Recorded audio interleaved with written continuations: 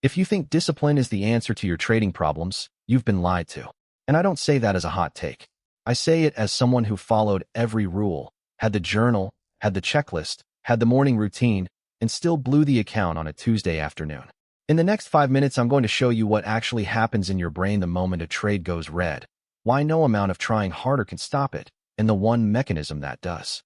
Stay to the end, because the last part is the exact protocol, and you can run it tomorrow. Here's what discipline actually means biologically. Willpower. And willpower lives in your prefrontal cortex, the part of your brain right behind your forehead. It's the CEO. It makes plans, holds rules, resists impulses. Here's what nobody tells you. The CEO gets tired. Every decision you make, every impulse you resist, every notification you ignore, it all draws from the same tank. Researchers call it a finite resource. You call it Tuesday. Now guess when that tank hits empty. Not in the morning when you're fresh. Not when you're planning. It hits empty right after a loss.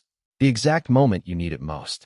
You are bringing your weakest biology to your hardest moment, and the entire trading education industry is standing over you shouting, "Try harder." That's not a strategy. That's a setup for failure with extra steps. So what actually happens after a stop out? Watch the sequence, because it runs the same way every time. The loss lands.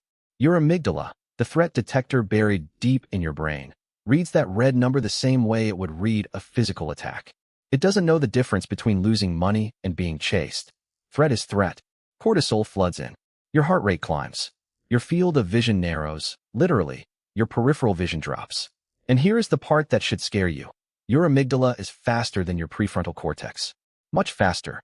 By the time the rational part of your brain even knows there's a problem, the emotional part has already been driving for 90 seconds. That's why you don't decide to revenge trade. You get hijacked into one.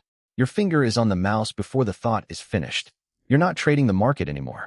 You're trading the feeling. And afterwards you sit there saying, "I knew better." You did.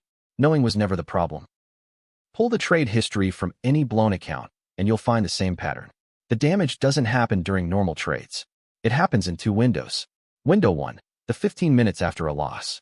The hijack we just talked about. Your brain treats the loss like a debt that must be collected right now, so it sends you back in, bigger, faster, worse. Window 2 is the mirror image, and almost nobody warns you about it. The hour after a big win. Dopamine floods the tank. You feel invincible. You size up with money you haven't even kept yet. Your biggest win is the most dangerous moment in your trading career, because the same brain that panics after losses gets drunk after wins. Two windows.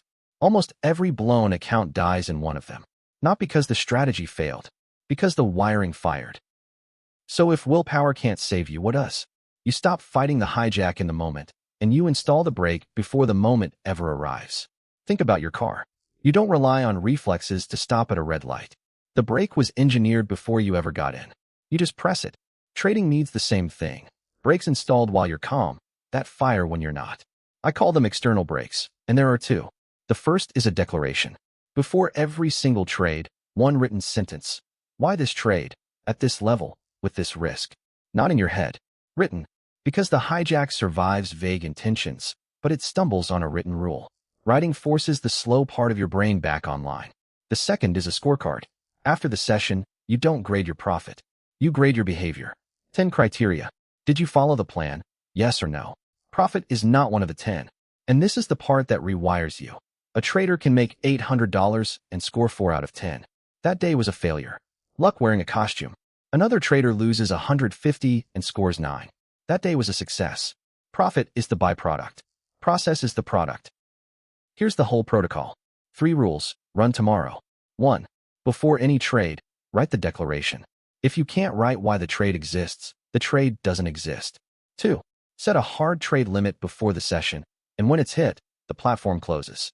Not a promise. A closed laptop. 3. Score every session out of 10 on behavior only. Do it for 5 days, and you will see your pattern so clearly you can't unsee it. The revenge trades cluster. The oversized winners cluster. It stops being a mystery and starts being a map. Will it feel uncomfortable?